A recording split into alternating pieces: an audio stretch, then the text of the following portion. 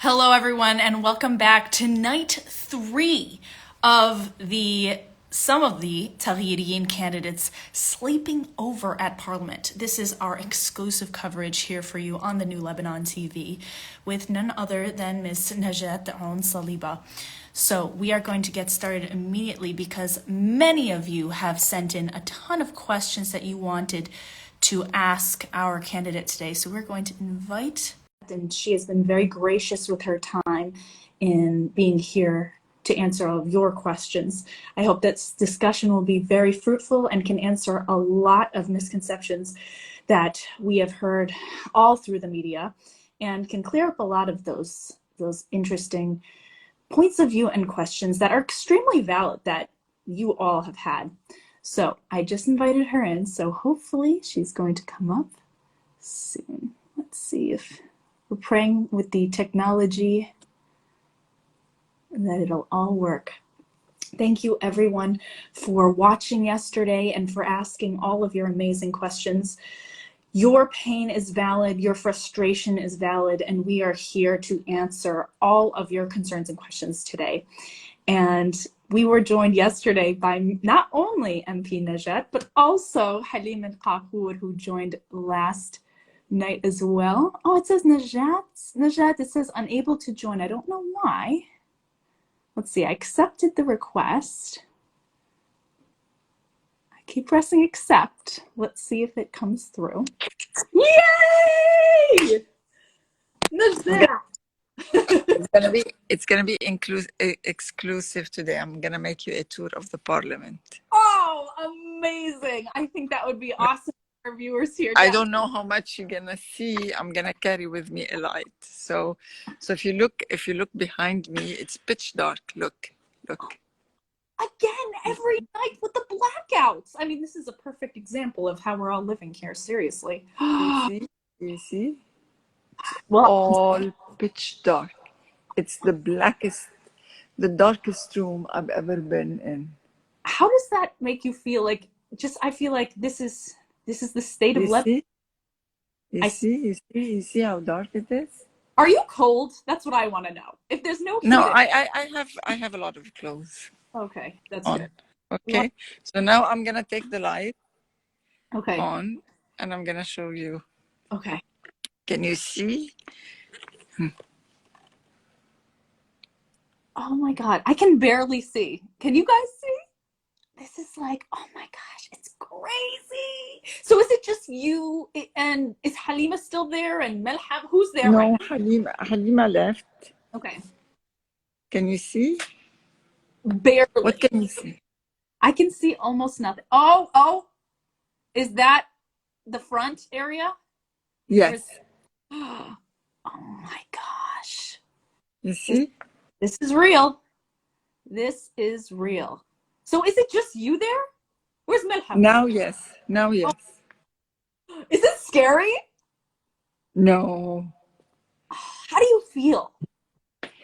I feel liberated. That's what you were saying. Because that's the right thing to do.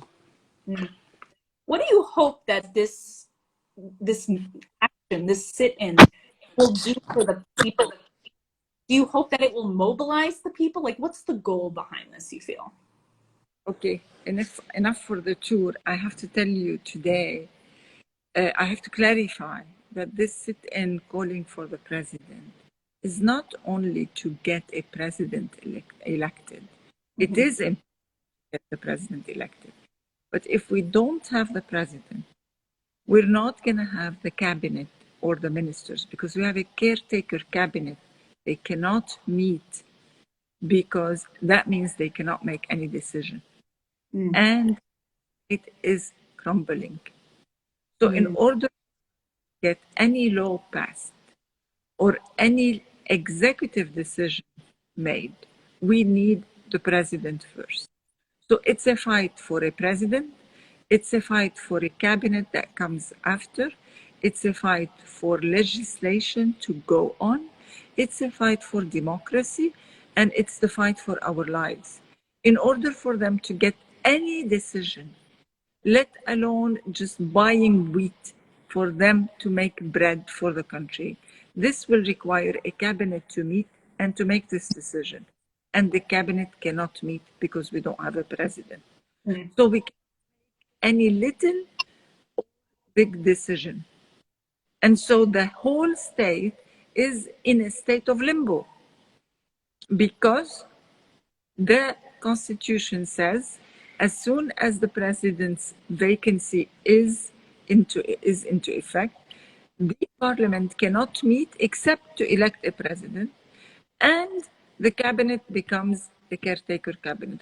You know, the cabinet had become a caretaker cabinet even before the president had left the office. So you see, the state is not in a functioning status at all whatsoever. And this is why we are so adamantly needing a president to get all of these offices back into an operative mode.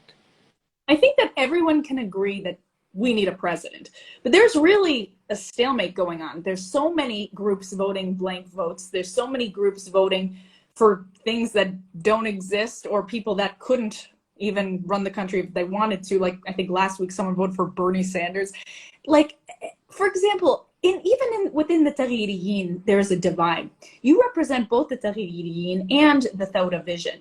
Why not come together with one name? Have you or the others voting for, or have you and the others voting for Aoun Khalifa taken any step to lobby with other groups, or just make one candidate the one for all of you and see which ones may be more preferable?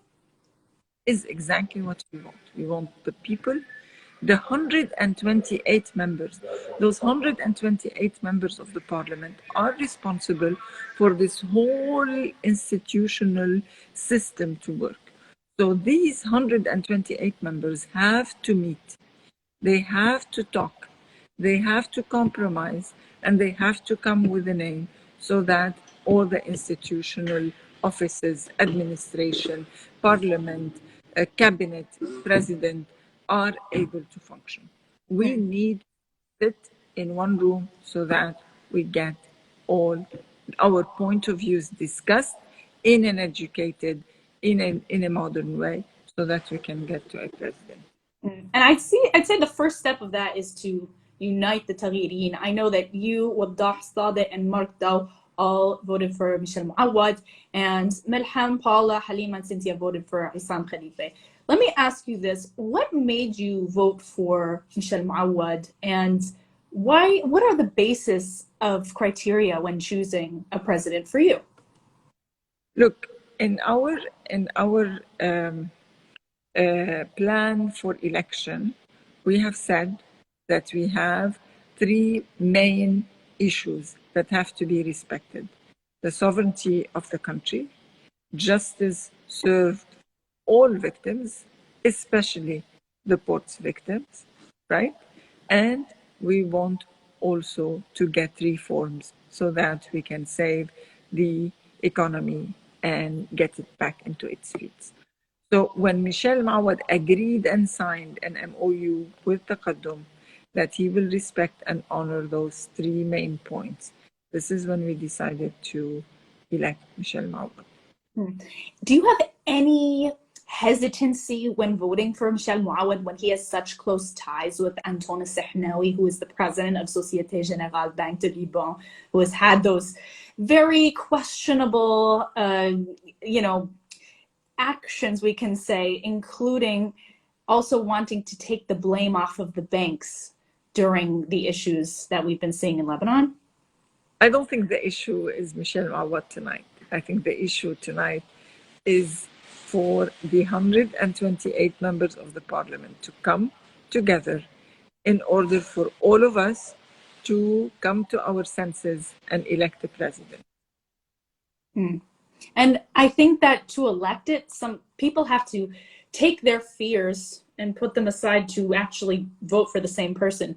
But these fears are very valid, including something like that. Like you were just saying, he signed, or Michel Mouawad signed something that says that, for accountability, for those things that you were just saying. but yet those ties with people that, you know, are removing blame from banks, that's kind of concerning for some people. Do you have any comments on how there are definitely ties going on, especially since Anton Sahnawi is known to have financed Mawad's list during the elections? I totally understand, and I'm discuss it with all members of the parliament. So we come with someone that is agreeable and agreed upon with the majority. Yeah, that makes sense. And, you know, of course, there is this deadlock and it's been happening for so long. We can honestly trace it back to 2008. There's obviously a truth here that there is a foreign element to this election. And we know in previous presidential challenges, countries have intervened. Have you ever felt that any MPs, whether it be from any bloc, are waiting for certain countries to pay them off in order to vote for the candidate that will be the outcome of a regional agreement like the one we saw in Doha in 2008? I don't know. I don't know. I don't want to think about it this way, right? I want us to think about the people who are suffering, who don't have milk for their kids, they don't have food on the table, they don't have electricity, and in these cold days, it's not really nice to sit and to sleep in a very cold place. You need to have warmth in your family, in your home, and you really need your kids to be next to you, not waiting for the first boat to escape the country, either by boat or by plane, just to run away.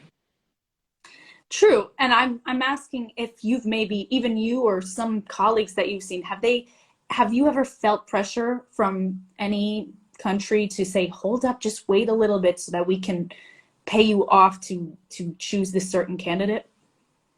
Not, all the money in the world would never compensate my love for the country, and I will remain free to say and speak my mind and fight for the love of this country. Okay, very interesting. And what do you hope to tell the people in Parliament that are maybe voting a lot of blank votes, or maybe voting for maybe just an idea rather than a person? What would you like to say to them? It's time for all of us to really think about the people who need us the most, who voted for us and who put us in this situation or in this job. We have to assume our responsibilities. We have to vote for a president. We have to take our job very, very seriously. The country cannot continue to go down like it is going down right now. The time is now, and the time is really, really pressing. The country is deteriorating by the minute, and no other country in the world, not even in this history, in this century, not even in history, has gone through what we're going. And this is and it is the responsibility of 128 members sitting on these chairs, or should be sitting on these chairs, to make the decision. And lastly, I just want to ask, could we possibly see a possible reunion of the Taghiriyin? As we see you guys together all the time, we know that you guys have great relations, but I do see you guys voting for different people. And you said you want to have that dialogue. Is that dialogue coming to pick that one candidate, at least between the Taghiriyin?